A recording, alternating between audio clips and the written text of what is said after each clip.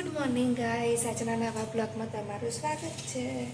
તો જો સવારમાં હું શું કરું છું, 6 વાગ્યા ને તો એક બાજુ ચા બનાવી છે, બીજી બાજુ મમરા શેકું છું. આજે એ લોકોને નાસ્તામાં મમરા લઈ જવા છે. કાલે મેં 5 વાગે પૂછ્યું ને કે કાલે શું લઈ જશો, તો મને કશો જવાબ ના આપ્યો. રાતે 10 વાગે મને ઉઠાડીને કહે છે મમ્મી સવારના નાસ્તામાં મમરા ભરી આપજો. તો અત્યારે મમરા બનાવવા બેઠી છું. મમરા વઘારી નાખીશ, પછી ઠંડા કરવા મૂકી દઈશ. ત્યાં સુધી એ લોકો સ્કૂલે જવાના સમય સુધી ઠંડા થઈ જશે. કિશુને આંખમાં ઇન્ફેક્શન જેવું થયું જ, મેં અત્યારે આંખમાં દવા પાડી છે ડાબી બાજુની, અને એને થોડી વાર ત્યાં બેસાડી રાખ્યો છે. તો પરી જો એને તૈયાર કરે છે, મોજા પહેરાઈ દે છે પરી. અને પરી તૈયાર થઈ ગઈ છે. પરીએ પી લીધી ચા. પરી યુનિફોર્મ ગંદો થાય છે. 2 મિનિટ એકદમ ધીમે રહીને ખુલશે. તો અત્યારે મેં બનાવી દીધી છે રોટલી બનાવી મૂકી દીધી છે. અને મેં રોટલી બનાવી મૂકી દીધી ને આવી પછી મેં કર્યું ચા નાસ્તો. તો આજે મેં રાતની ખીચડી હતી એ વઘારી ખાધી, અને તો ચણા લોટનો પૂડો બનાવ્યો. અને બીજું પરીના પપ્પાના નાસ્તામાં પણ ચણા લોટના પૂડા બનાવીને આપી દીધા. અને અત્યારે હું કરું છું દાળનો વઘાર. તો હું અત્યારે અડદની દાળ બનાવું છું. આજે છે શનિવાર, તો મેં વિચાર્યું કે પરીને કિશુને ભાવે છે, તો આજે અડદની દાળ ને રોટલી બનાવું, પછી થોડોક ભાત બનાવીશ એ લોકો માટે. હું ડાયરેક્ટ સીટી જ મારી દઉં છું. તો ગાઈસ, મારે બધું કામ પતી ગયું છે ઘરનું. હું હવે જઈશ ક્રિશિવને લેવા. ક્રિશિવને લઈને હું એને લઈ જઈશ દવાખાને, કારણ કે એને ખાંસી બહુ થઈ ગઈ છે. તો હું એની દવા લઈશ ને દવા લઈને પછી જઈશ પરીને લેવા, કારણ કે આજે ક્રિશિવને છૂટશે 11 વાગે અને પરીને છૂટશે 11:30. તો જે અડધો કલાકની વચ્ચે સમય છે, જે ગેપ છે, એ ગેપમાં હું ક્રિશિવને દવા લેવા લઈ જઈશ. એટલે મારે 2 કામ એકમાં પતી જાય. ક્રિશિવને લેવાઈ જાય, એની દવા પણ લેવાઈ જાય, પછી પરીને પણ લેવાઈ જાય. તો ટાઈમ ઓછો બગડે અને લઈને આવતું રહેવાય, કારણ કે બહાર તાપ પણ એટલો જ બધો છે. આ 2 જણ સ્કૂલેથી આવ્યા છે ને ત્યાંથી ટીવીમાં જ લાગેલા છે. જો લાવારીસ પ્રાણીઓની જેમ પડી રહ્યા છે, પણ સુવાનું હરામ બરાબર નામ નહીં દેતા. 4:30 થયા છે. આ બંને છોકરા સૂતા નથી. ક્યારના ટીવી જોતા હતા. પરાને ટીવી બંધ કરાયું તો સાયકલ કાઢી લાયા. પહેલું છે ને તોડી નાખ્યું હતું, તો મેં બોક્સનું પૂઠું લગાવીને ઉપર સેલોટેપ લગાવીને ટેમ્પરરી ચોંટાડી દીધું છે. જો બંને જણ રમતા પહેલાં તો ઝઘડા ચાલુ થઈ ગયા. રમવાનું કિશુ સીધી રીતે રમવાનું. અમારે કિશુ છે ને થોડો હહુતરો છે, એ જાણી જોઈને બધા સ્ટડી કરે. પરી તારી કૂકી રહી. હા તો કેરમ લઈ લે, તું કેરમ રમ. બંને છે ને અલગ અલગ રમશો, ઝઘડશો નહીં. હા તો તું એકલી જ રમશે. અને કિશુ લેવા ગયો છે કેરમ, તો એ કેરમ લઈને આવીને એની કેરમ રમશે, પણ પરી જોડ નહીં રમે. અને પરી છે ને કિશુ જોડ નહીં રમે. તો મોટી જ છે ને કે નાની છે? ધીમે ધીમે કાઢજે, પછી એને ટેસ્ટ કરી દેવા.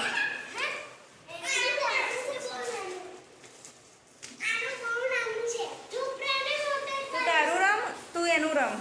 અને તું છે ને એને સડી ના કરીશ કિશુ. ના, હું આ મારું કામ બાકી છે ને તો એ મારું કામ કરતા આવીશ. હું નહીં રમવું છે. મારે કોઈની જોડે નહીં રમવું. તારી જો રમું તો પછી પરી એવું કે મમ્મી તું મારી સાથે કેમ નહીં રમતી, નહીં પરી? એટલે હું 2માંથી એકેની સાથે નહીં રમું. થોડી વારે ભૂખ્યા થઈ જાય છે, થોડી વારે ઝઘડાનું કારણ બની જાય છે. બંને એવું મારી પર આવી ગયેલા ને, નાનો મોટીને બોલે ને મોટીને સહન નહીં થતું, મોટી પછી મારવા ફરી વળે છે.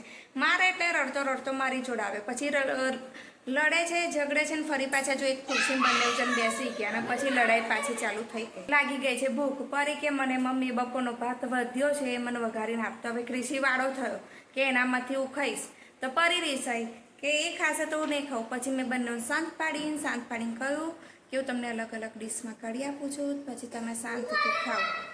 જો નાનો સડી કરે છે ને, અને મોટીને સહન નહીં થતું.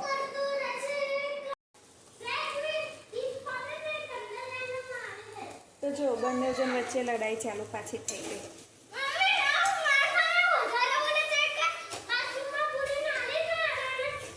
એ નાનો છે.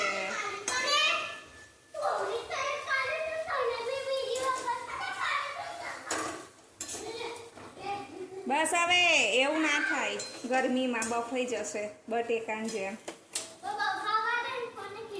એવું ના કરાય, નાનો છે.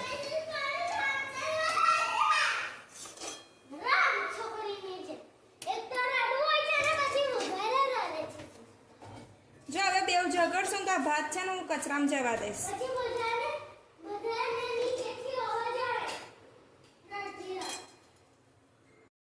પડી છે ને લાઈ છે ઠંડુ પાણી અને પછી એમાં એનું ગ્લો આવે ને ફેસ પર.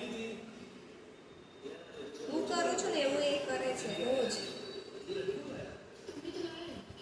એ મોઢું બહાર કરશે, ડીપ કરશે ને પછી એની એ સેકન્ડમાં મોઢું બહાર કરશે ને. અને હું અહીંયા બેઠી બેઠી એને જોઉં છું કે ભાઈ શું કરે છે. ધીમે ધીમે જા.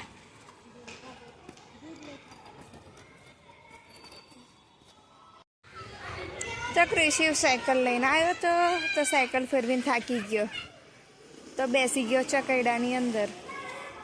પડી નહીં જવું, પડી જવાય. જોયું તો બધું શીખવાડે. ઈચકો જા. હા ચાલ ખવડાવું, જોજું પડે. ધીમે રહીને બેસ. હમણાં તો સ્લીપ ખાઈ ગયો નહીં સાયકલ લઈ. એકદમ ધીમે રહીને ચલાવવાની. આપણે શું, આપણે તો આ એક હિંચકો છે ને. હા પોલીસ વાળા નહીં, સોસાયટી વાળા. સોસાયટીનો નહીં, આ થોડો પોલીસ નાખે હિંચકો. કમિટી વાળા હોય ને એ ચેક કરશે કોને તોડ્યો છે એવું ચેક કરીને પછી. હા કરે ને. હવે જાતે ખાજો, આવડી ગયા ને તને ઝૂલા ઝૂલતા. હિંચકા ખાતા જાતે ખાવાનું તો આવડે.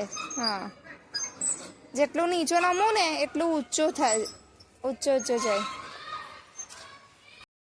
કિશુ બાગમાં છે ને હવે પરી પણ બાગમાં આવશે. તારે બાગમાં આવું છે? એ દિવાલે અડાઈ દે. રમો પછી બાગમાં રમશો. હાથ પકડું લાય જમ્પ. અત્યારે જો બાગમાં કોઈ છે નહીં, આખો બાગ ખાલી છે. બધા છે ને બાગની બહાર રમે છે. પકંદાવ, સંતા કુકડી, સાયકલની રેસ લગાવે છે, બોલ બેટ રમે છે. ખાલી પરિંગ કિશુ જ છે. અને અમારા ઊંધો છે બધી રીતે. સીધી રીતે પાછળથી ચડીને આવવાનું હોય તો એ ઊંધો નીચેથી ઉપર જાય છે. અને પરી પણ જો ત્યાં લટકાશે. એ સાથે પરીના પપ્પા એમના ભાઈબંધો સાથે બહાર જમીન આવવાના છે. તો હું, પરી અને ક્રિશિવ અમે 3 જણ જ છે.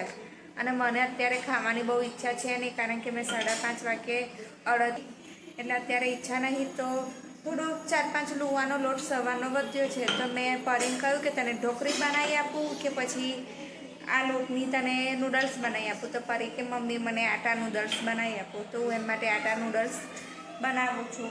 અને આજે પરી બને છે, પછી કટિંગ કરીને પાણી ઉકળે છે તો એમાં એ નૂડલ્સ બનાવવા નાખી દેશે. અને આમાંથી થોડો લુવો છે ને કિશુએ લઈ લીધો છે. અને ત્યાં બેઠો બેઠો લુવાની રોટલી બનાવે છે ને તોડે છે, બનાવે છે ને તોડે છે. શું હજી લાંબી કર. તે લાંબી કરે છે પછી પાતળી સ્લાઈસ કરી અંદર ઉકાળવા નાખી દઈશ એને. કરીને આજે આટા મેગી, ઘરની હોમમેડ મેગી બનાવીને ખવડાવીશ. અને એ પણ લાઈવ બનાવીશ નહીં પરી.